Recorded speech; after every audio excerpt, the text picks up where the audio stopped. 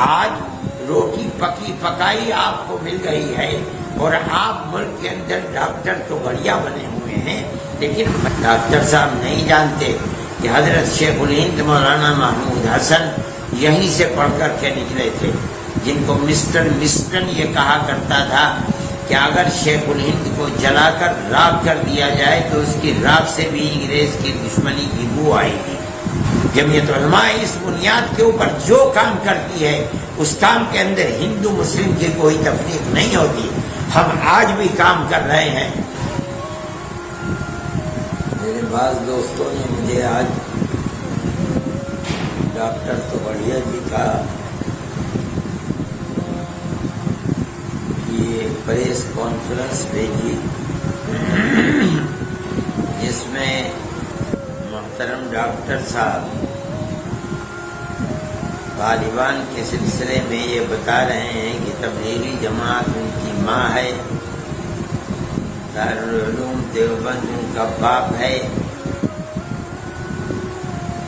اور انہوں نے یہ مطالبہ کیا ہے کہ تبلیغی جماعت کو، دارالعلوم دیوبند کو اور جمعیت علماء کو بند کیا جائے۔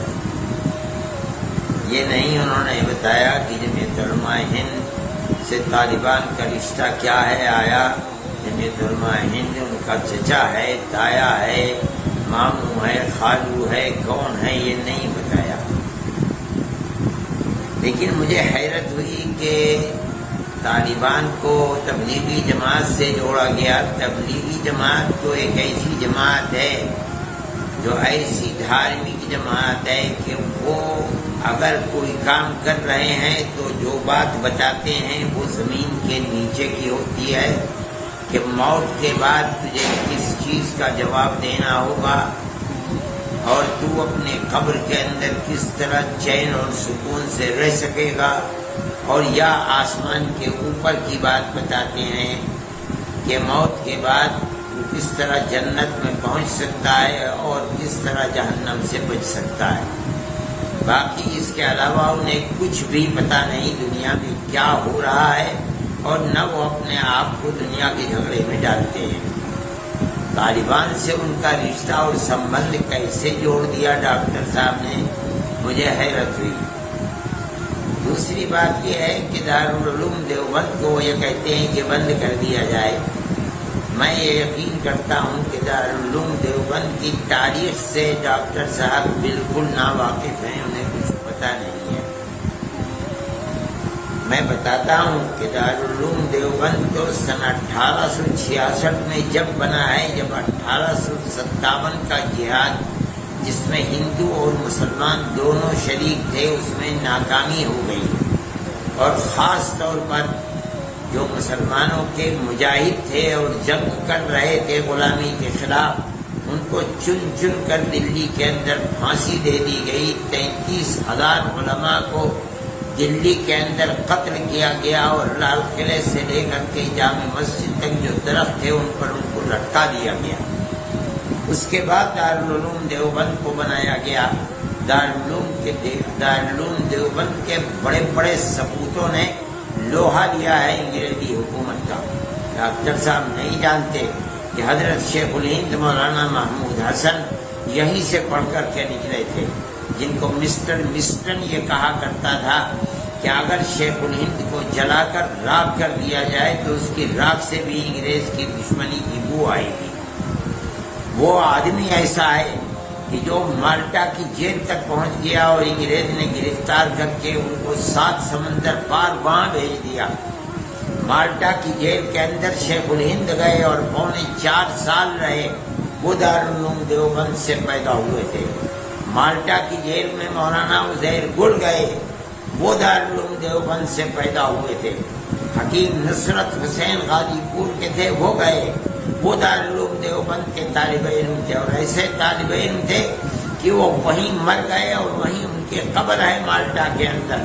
ان سے انگریز نے کہا جب بیماری لمبی ہوئی کہ ہم آپ کو معاف کر دیں گے، آپ جائیں اپنے وطن میں۔ انہوں نے کہا کہ مجھے مرنا منظور ہے، اپنے وطن کی زندگی منظور نہیں ہے کہ میں انگریز سے معافی مانگ کر کے یہاں سے جاؤں۔ چنانچہ مر گئے اور وہیں دفن ہو گئے۔ مولانا مدنی دارالعلوم دیوبند کے فاضل ہیں، مالٹا کی جیل میں رہے۔ مولانا وحید احمد دیوبند کے فاضل ہیں، مالٹا کی جیل کے اندر رہے۔ یہ دارالعلوم دیوبند کا کردار ہے۔ دارالعلوم دیوبند نے جن لوگوں کو پیدا کیا ہے، انہوں نے ملک کی آزادی کے لیے اپنے آپ کو قربان کر دیا ہے۔ میں ڈاکٹر صاحب سے پوچھتا ہوں کہ آپ دارالعلوم دیوبند کو بند کرانا چاہتے ہو، یہ تو بتاؤ کہ آپ نے اس ملک کی آزادی کے لیے اور انگریز کی غلامی کی زنجیروں کو توڑنے کے لیے کیا کردار ادا کیا ہے، اور آپ کے پوروجوں نے کیا کردار ادا کیا ہے۔ زبان کی لپالپی تو بہت ہے۔ میں یہ سمجھتا ہوں کہ آپ کو یہ سمجھنا تو چاہیے تاریخ کے، اور آپ کو ورقوں کو پلٹنا تو چاہیے۔ آپ یہ تو دیکھیں کہ جن لوگوں نے ملک کی آزادی کے لیے اپنے آپ کو قربان کر دیا، 9 10 سال جیلوں کے اندر رہے۔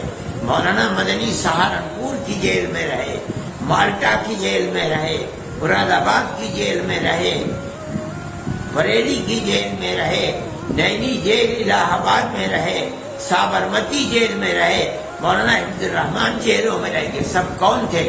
کہ وہی تھے جن کو دارالعلوم دیوبند نے پیدا کیا تھا۔ آپ کوئی مثال پیش کریں، آپ یہ بتائیں کہ آپ نے کیا ملک کی آزادی کے لیے قربانی دی ہے۔ آزاد ملک آپ کو مل گیا اور آپ کو آگے بڑھا دیا گیا۔ آپ آگے بڑھ کر کے یہ بات کر رہے ہیں، مگر یہ بات حقیقت کے خلاف ہے۔ جمعیت علماء ہند، آپ نے یہ نہیں بتایا کہ طالبان کا رشتہ جمعیت علماء ہند سے کیا ہے۔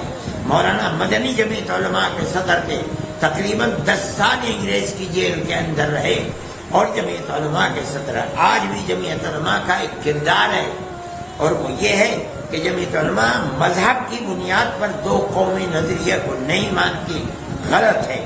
اس ملک کے سب بسنے والے ایک ہی قوم ہیں۔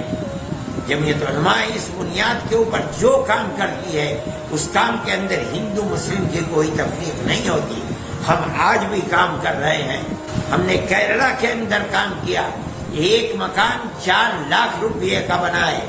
ہم نے ان مکانوں کے اندر کچھ نہیں دیکھا۔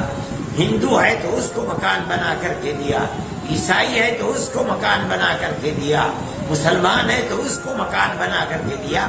ڈاکٹر صاحب محترم، آپ ثابت کریں کہ آپ نے پیڑت ہندوؤں کے لیے کام کیا ہے تو کئی مسلمان پیڑت مسلمانوں کے لیے کام کیا ہے؟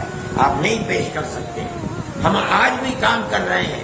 آپ کا یہ بیان بمبئی کے لیے، ہم بمبئی کے اندر کام کر رہے ہیں، کوکن کے علاقے کے اندر۔ آپ نہیں سمجھتے ہیں ہم نے کتنا کام مسلمانوں کے لیے کیا ہے اور کتنا کام ہندوؤں کے لیے کیا ہے۔ ہمارے یہاں کوئی تفریق نہیں۔ ہم نے 33 مکان ہیں جن مکانوں کو ہمیں مکمل بنا کر کے دیا۔ میں آپ سے کہتا ہوں کہ اس کے اندر سے 15 مکان غیر مسلموں کے ہیں جن کے اندر ہم بنا کر دے رہے ہیں۔ اس کے اندر 1-2 مکان مرمت کے بھی ہیں، باقی ہم پورے مکان بنا کر کے دے رہے ہیں۔ ایک مکان کے اوپر خرچ 3.5 سے لے کر کے 4 لاکھ روپے تک ہے۔ ہمارے نزدیک سب ایک قوم ہے، 2 قومیں نہیں ہیں۔ یہ آپ کا نظریہ ہے، ہمارا نظریہ تو ایک ہی ہے۔ یہ کام جمعیت علماء ہند کر رہی ہے۔ آپ یہ چاہتے ہیں کہ اس دروازے کو بند کیا جائے، تو آپ یہ بتائیے کہ کام کرنے کا طریقہ کیا ہے۔ آپ مجھے یہ بتائیے اور آپ میڈیا کے اندر بولیے کہ آپ نے کتنے کام کیے ہیں جس کے اندر پریشان حال اور پیڑت ہندوؤں کی آپ نے مدد کی ہے تو مسلمانوں کی بھی مدد کیا، آپ بتائیں، پھر اس کے بعد کہیں کہ جمعیت علماء کے دروازے کو بند کر دیا جائے۔ میں یہ سمجھتا ہوں کہ آپ کو تاریخ پڑھنی چاہیے، سمجھنی چاہیے۔ سب کو ایک ہی لاٹھی سے نہیں یہاں کہا جا سکتا۔ آپ جو بات کہیں، آپ ایک ذمہ دار آدمی ہیں، اس کے بعد آپ یہ بات کہیں۔ جن چیزوں کو، جن اداروں کو آپ بند کرنا چاہتے ہیں، یہ ادارے تو ہندوستان کی جان ہیں اور صحیح رخ کو پیش کر رہے ہیں۔ میں نہیں مانتا کہ کسی مذہب کا ماننے والا اس نفرت کی سیاست کو قبول کرے گا۔